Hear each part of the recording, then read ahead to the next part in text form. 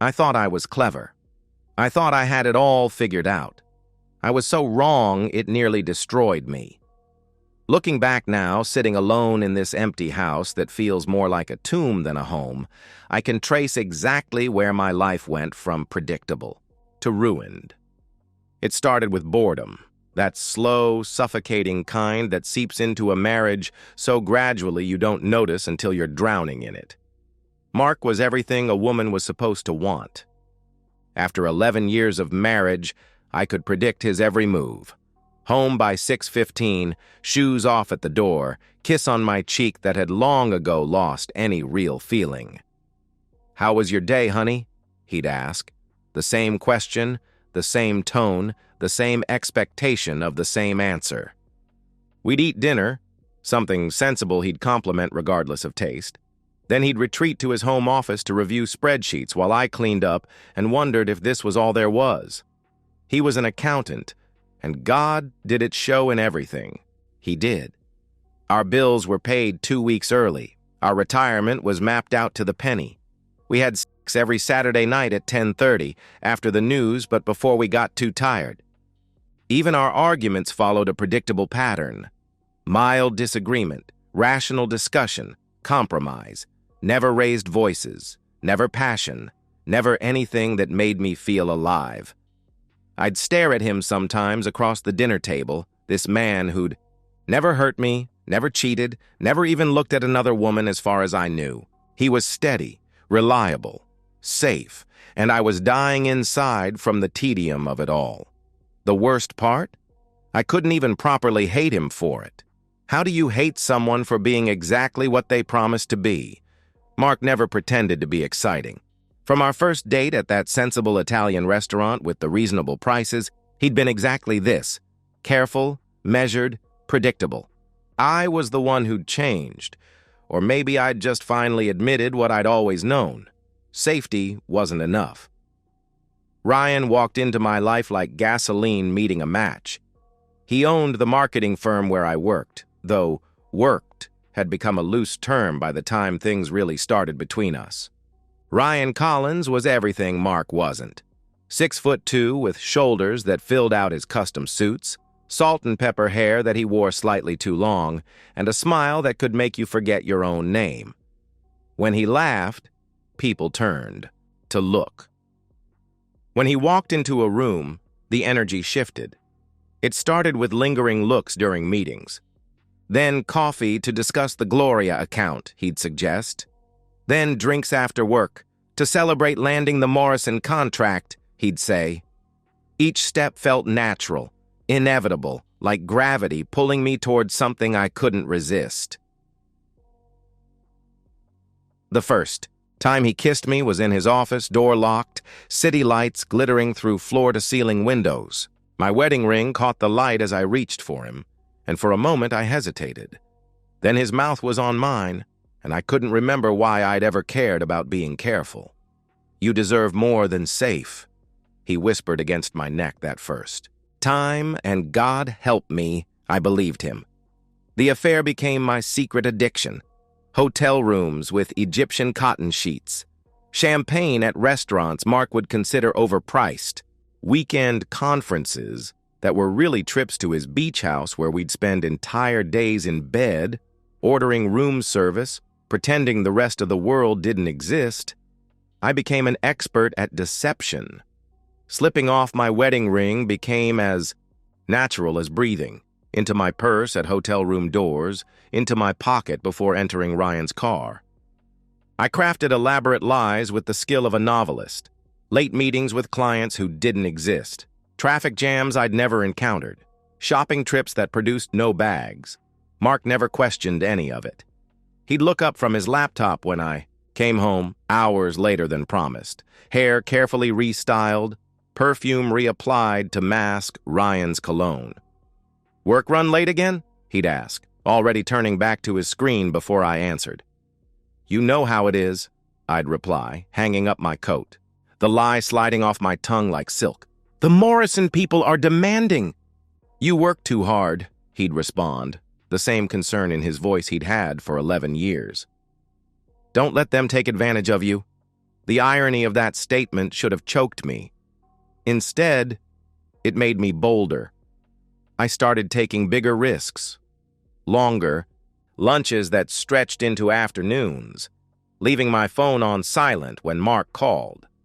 Once I came home with my dress on backward, I'd redressed hastily in Ryan's office bathroom, and Mark didn't even notice. Ryan fed my hunger for excitement, like a drug dealer who knew exactly what his client craved. "You're wasted on him," he'd tell me, tracing patterns on my bare shoulder in another anonymous hotel bed. "A woman like you needs passion, adventure, not some guy who thinks a wild night is trying a new brand of decaf." I'd laugh, feeling sophisticated and desired, like I was finally the heroine of my own story instead of a supporting character in Mark's carefully planned life. The thrill wasn't just Ryan anymore. It was the deception itself, the double life, the danger of it all. Some nights I'd lie next to Mark, listening to his predictable breathing, and feel almost drunk with power. This trusting, simple man had no idea who I really was. I was a stranger in his bed, a ghost in his life, and he was too blind to see it. I felt clever, untouchable. Like I'd discovered a secret passage to a more exciting existence while keeping the safety net of my marriage intact. I told myself I wasn't really hurting anyone. Mark was content in his oblivious bubble. Ryan understood. This was just fun, nothing serious, and I was finally alive. I deserved both worlds, Mark's stability paying the bills, keeping life running smoothly, and Ryan's passion making me feel like a woman worth wanting. The justifications came so easily. Mark was boring. That wasn't my fault. Our marriage had become a business arrangement that happened to lots of couples. I was still young enough to want excitement. Why should I sacrifice that? The affair gave our marriage balance. I was actually happier at home when I had Ryan to look forward to. I deserved this. I deserved it all. Tonight, driving home from Ryan's apartment, I was thinking about the promises he'd whispered in my ear an hour ago.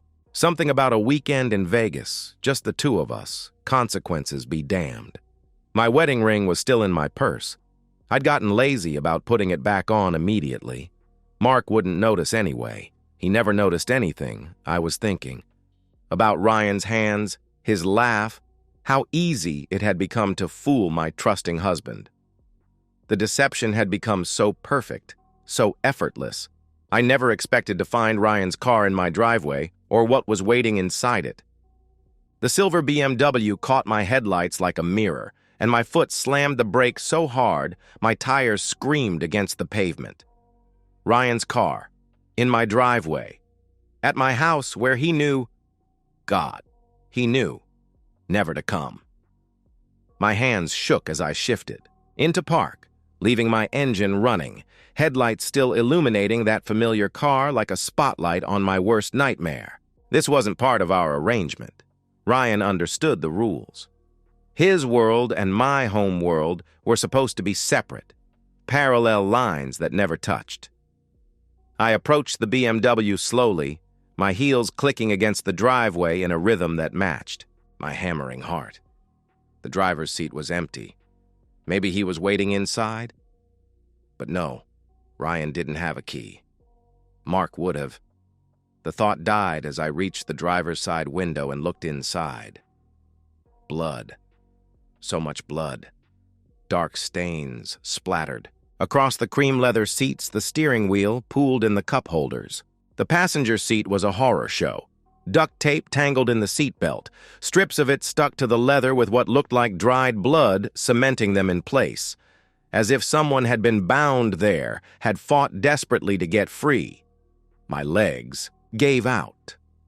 I grabbed the car door handle to keep from collapsing completely, my breath coming in short, panicked gasps that fogged the window. This couldn't be real.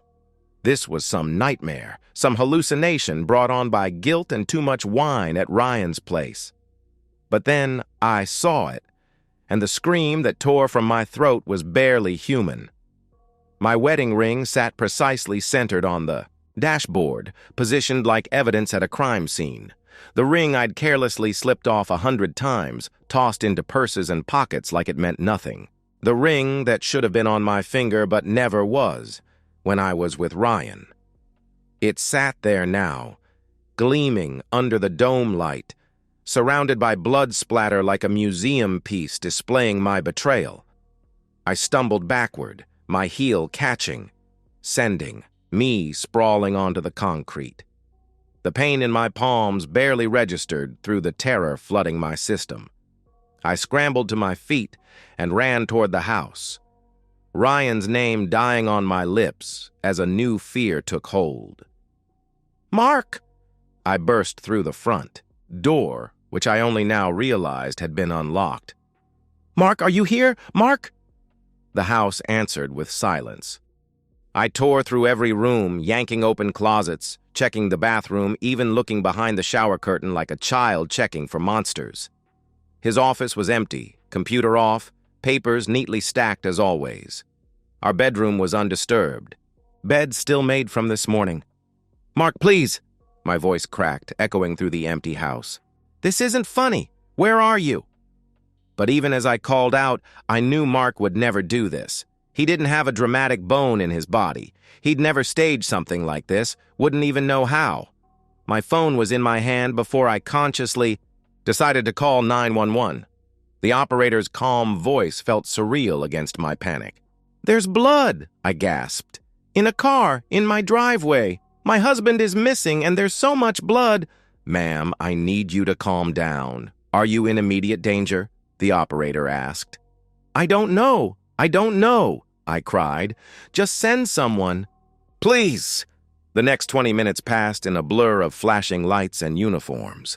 Police cars blocked the street. Neighbors emerged from their houses, robes hastily thrown over pajamas, watching my life implode from safe distances. Detective Morrison was the first to approach me after examining the car. She was younger than I expected, sharp-eyed with the kind of focused intensity that made me feel like she could see straight through my skin to every lie I'd ever told. "Mrs. Carter, I need you to tell me exactly what happened tonight," she said. "I came home and found the car," I replied, wrapping my arms around myself. "My husband is missing. I don't understand what's happening." "Whose vehicle is this?" she inquired. The question I'd been dreading. "It belongs to Ryan Collins, my boss." Her eyebrows rose slightly. "Your boss? And why would your boss's car be in your driveway?" "I don't know," I answered. The lie came out too sharp, too defensive. "When did you last see Mr. Collins?" She continued. My mouth went dry. "Earlier tonight, we were discussing a project." "At his apartment?" she pressed. The question hit like ice water. How did she know? "Yes," I admitted. "And your husband?" "This morning, before he left for the office." Detective Morrison studied me for a long moment. "Mrs. Carter, I'm going to need you to be completely honest with me. Is there anything about your relationship with Mr. Collins that might be relevant here?" The other officers were watching now, their expressions shifting from professional concern to something harder. I could see them adding up the pieces: boss's car, missing husband, nervous wife coming home late. My voice cracked. "We were having an affair." The admission hung in the air like a confession at a murder trial. Detective Morrison's expression didn't change, but something in her eyes sharpened. "How long?" she asked. 6 months, I answered. "Did your husband know?" "No. I didn't think so." "He never said anything," I replied. She made a note. "And now both men are missing. And there's blood in your lover's car, which is mysteriously in your driveway. Plus your wedding ring, which I assume you weren't wearing tonight, is displayed in the vehicle." The weight of how this looked crashed over me. Wife having an affair. Husband disappears, lover disappears, blood everywhere, wedding ring placed, like a calling card. I would never, I started. "We'll need you to come to the station for a formal statement," Detective Morrison interrupted, her tone making it clear this wasn't a request. "And we'll need to search the house." "But Mark could be hurt somewhere. Ryan could be. Shouldn't you be looking for them?" I pleaded.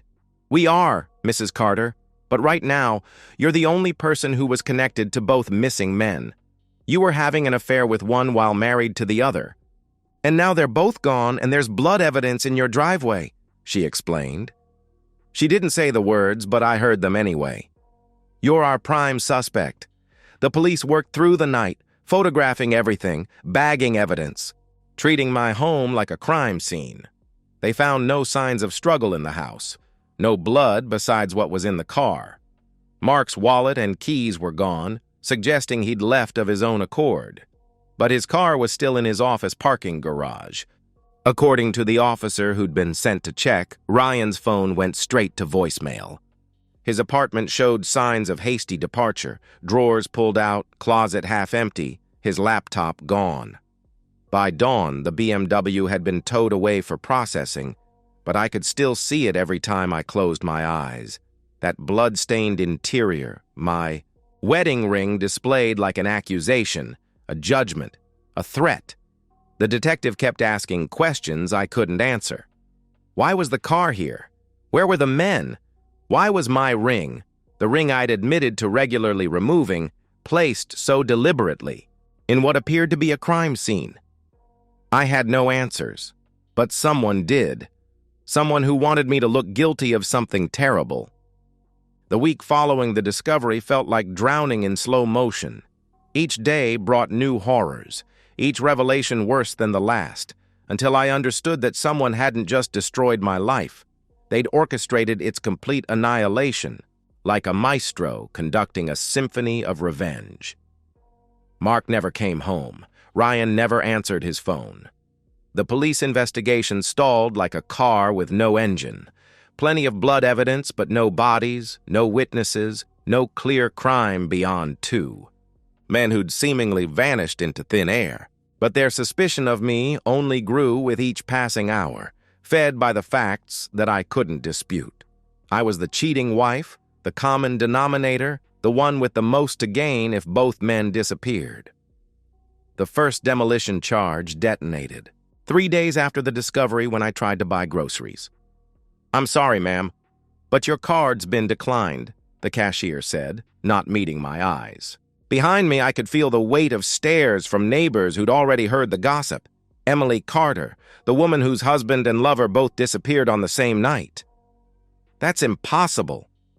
"Try it again," I insisted. She did. Same result. I fumbled for another card, then another.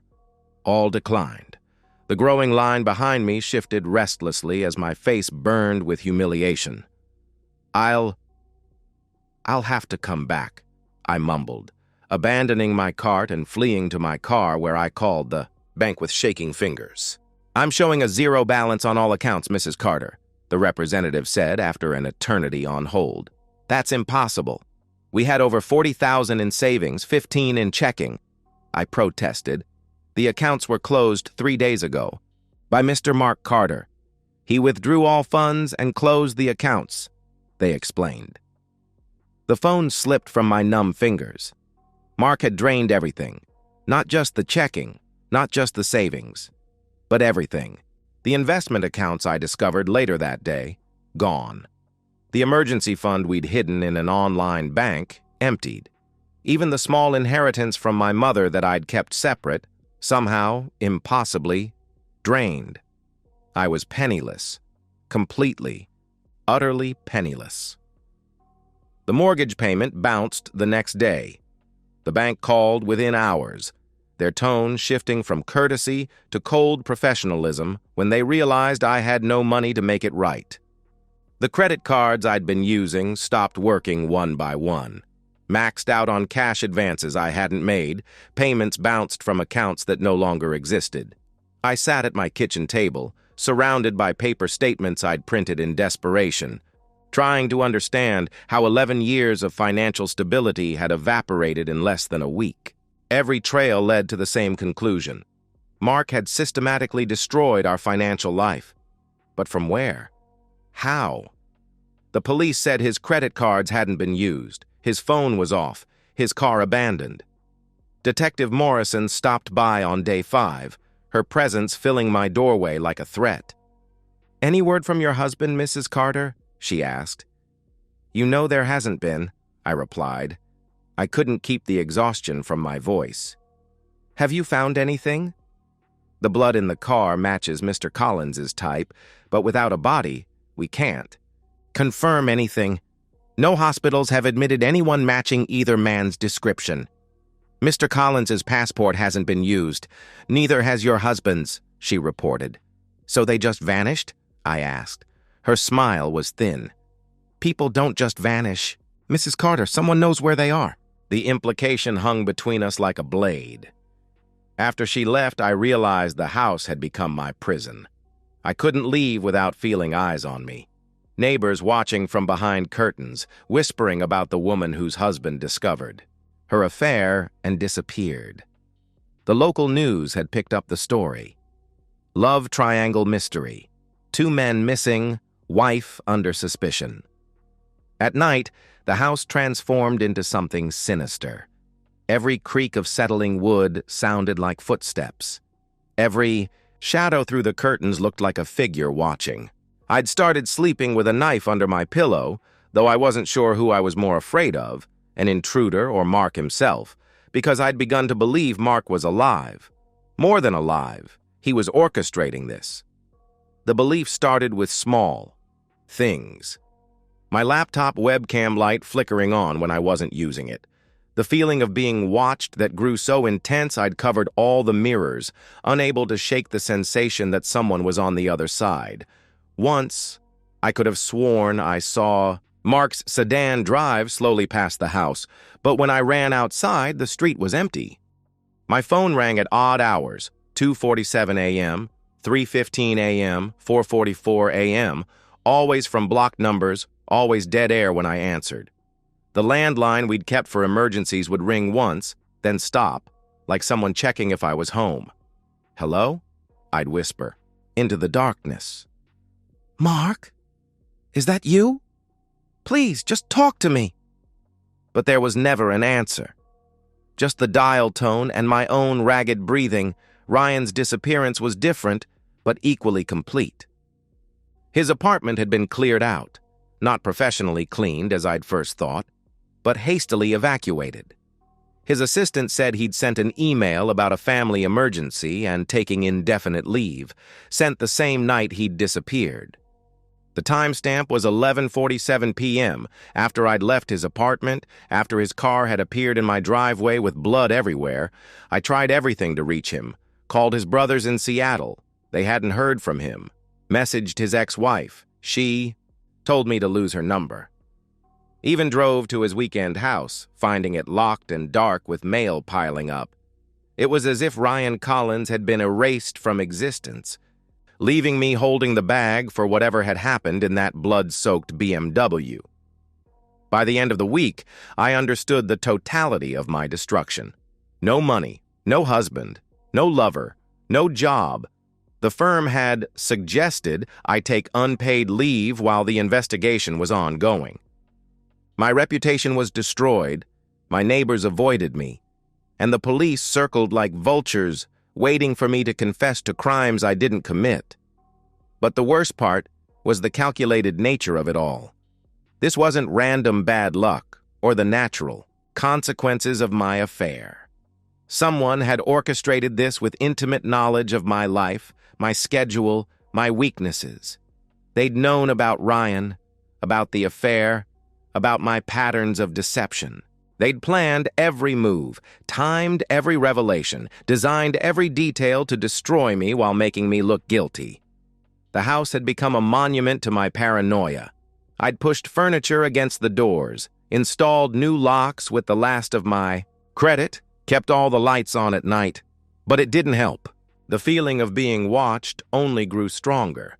The certainty that Mark was out there, somewhere, watching me unravel, savoring every moment of my destruction. I'd done this to myself, I knew. Every lie I'd told, every betrayal I'd committed. had led to this moment. But understanding that didn't make the punishment feel any less cruel or the mystery any less maddening. I was trapped in my own house, waiting for the next move in a game where I didn't know the rules, facing an opponent I couldn't see, serving a sentence for crimes that went deeper than just adultery. The silence had weight now. It pressed against my eardrums, filled my lungs, made the empty house feel like it was slowly suffocating me. 2 weeks since the discovery, and the quiet had become a living thing that reminded me every second of what I'd lost, or what had been taken from me.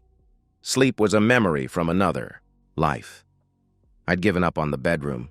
Too many shadows. Too many angles where someone could be watching.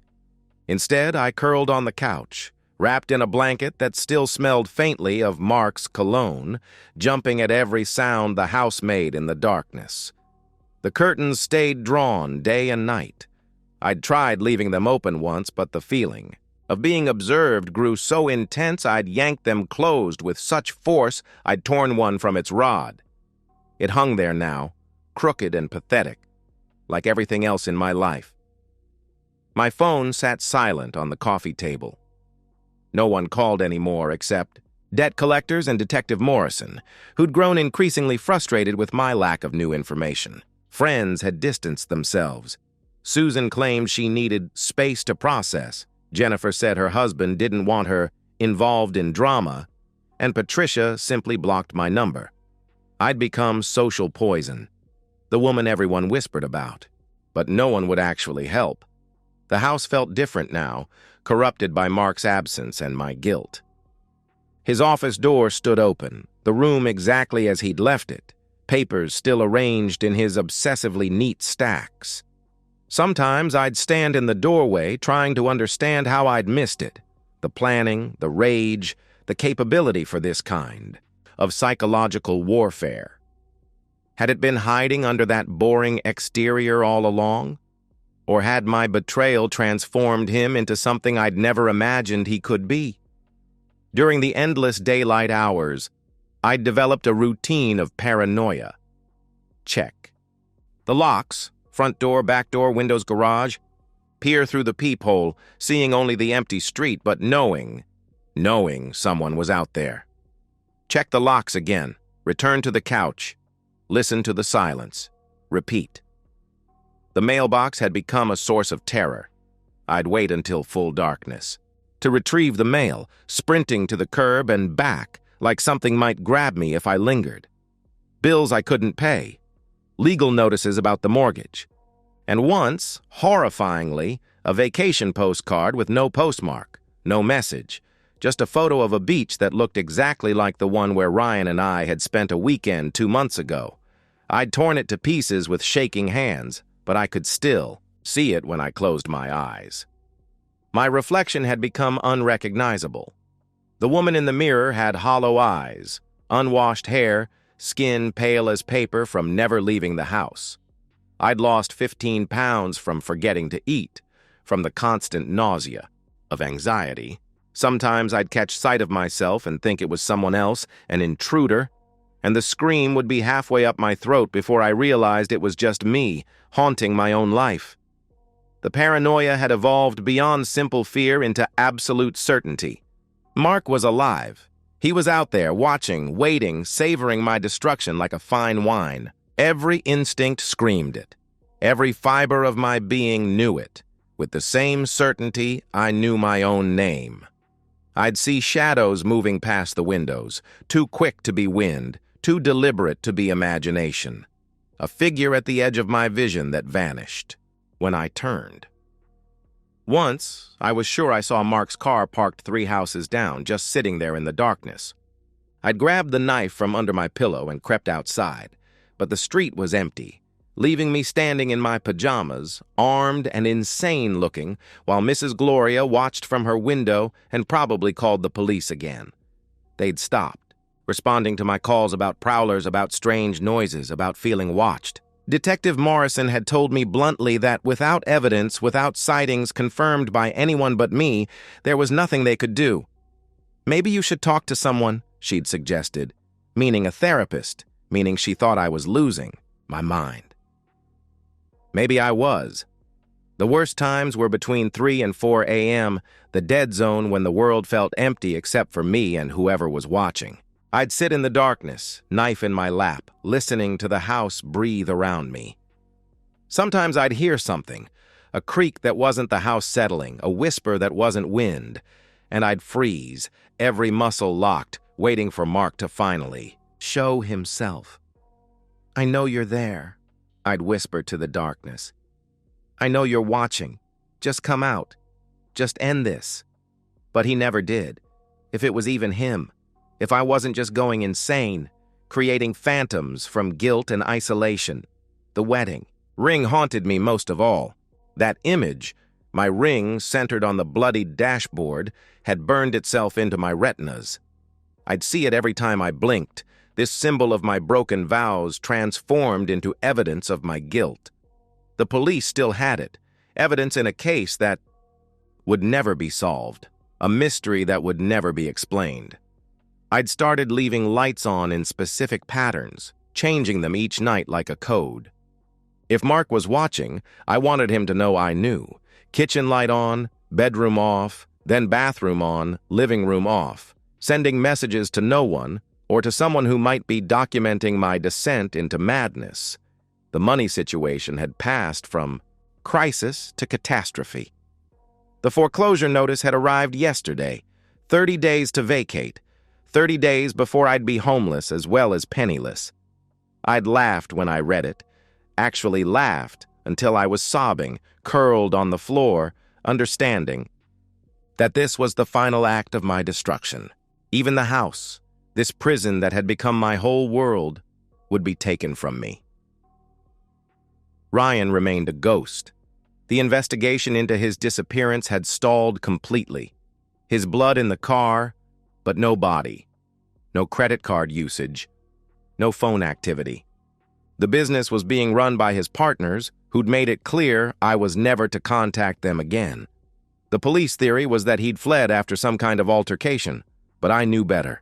Whatever had happened to Ryan, Mark was behind it. I was certain of it the way I was certain the sun would rise, even if I couldn't prove it, even if no one believed me. Sometimes, in my more lucid moments, I could appreciate the genius of it. Mark had destroyed me without laying a finger on me, without showing his face, without leaving a single piece of evidence that pointed to him rather than me. He'd turned my affair into a weapon that destroyed my entire life, leaving me alive to suffer in the wreckage. Other times, the paranoia would surge back, and I'd be convinced he was in the house with me somehow. In the walls, in the attic, in the basement I'd stopped going into because the darkness down there felt alive. I'd hear breathing that wasn't mine, footsteps that matched no one's movement, whispers that might have been wind or might have been Mark listing all the ways I'd betrayed him. The transformation was complete. I'd gone from a woman who thought she was clever, who thought she could have it all, to this, a paranoid, isolated wreck jumping at shadows and talking to ghosts. Every moment of terror was payment for every lie I'd told, every time I'd slipped off my wedding ring, every night I'd come home to Mark with another man's scent on my skin. The guilt and fear had twisted together into something that felt like madness, or maybe clarity. Maybe this was what it felt like to finally see the truth of what I'd done, what I'd destroyed, what I'd become.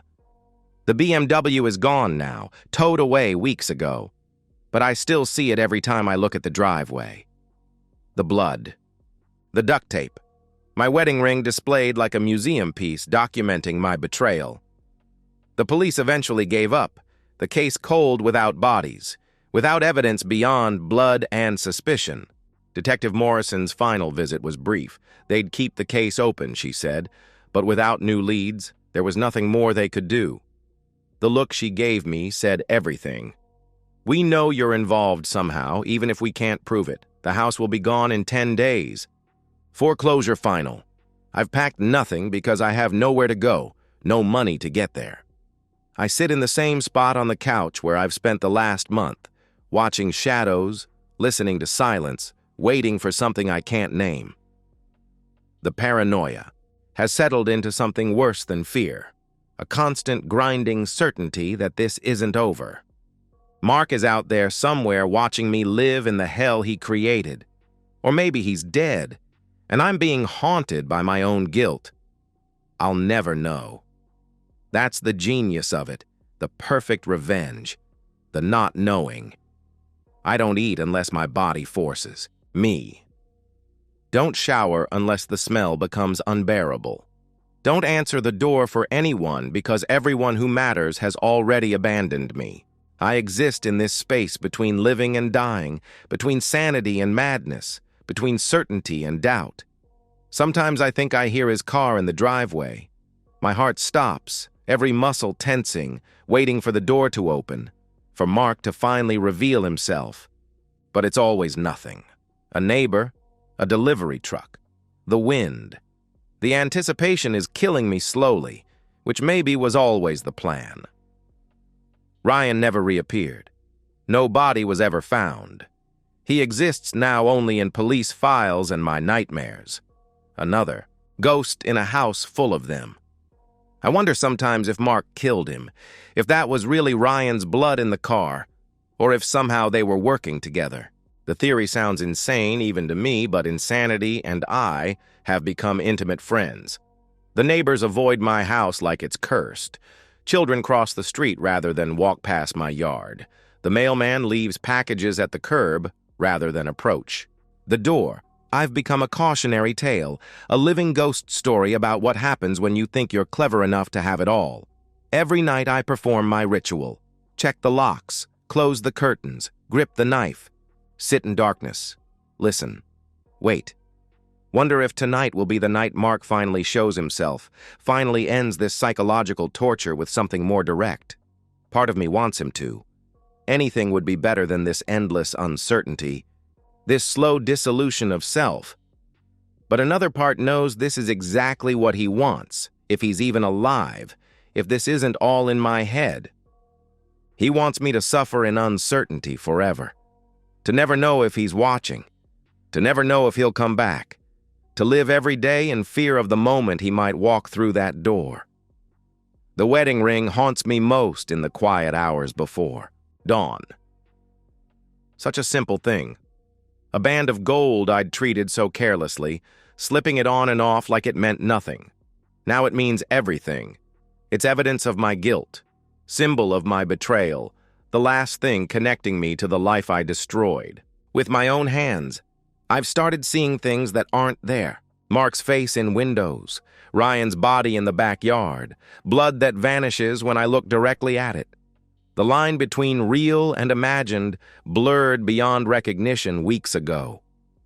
Maybe I'm insane. Maybe that was always the plan, to drive me so deep, into paranoia that I'd destroy myself, saving him the trouble. 10 days until I lose the house. 10 days to figure out how to survive with no money, no friends, no family willing to help the pariah I've become. 10 days of sitting in this empty shell that was once my home, waiting for something I can't name from someone who might not exist. Now, I don't know what's worse. The thought that my husband is gone forever, taken by whatever violence happened in that BMW, leaving me to wonder eternally what became of him. Or the possibility that one day, when I least expect it, when I've finally started to believe I'm safe, when I've just begun to rebuild some semblance of a life from these ashes, he'll come back for me. The waiting is my punishment. The uncertainty is my prison. And somewhere, maybe, Mark is watching me serve the life sentence he designed. Not behind bars, but behind the walls of my own mind, trapped forever in the perfect deception I thought I was running, never knowing. I was the one being deceived all along. I sit in the darkness, listening to the empty house breathe around me, and wait for whatever comes next. Even if what comes next is nothing at all. Even if the waiting never ends. And so, we've reached the end of today's story. Was it what you expected, or did it take a twist you didn't see coming? I'm curious to hear your thoughts. Share them in the comments below, and let's get a conversation going. If this story kept you hooked, make sure to hit that like button.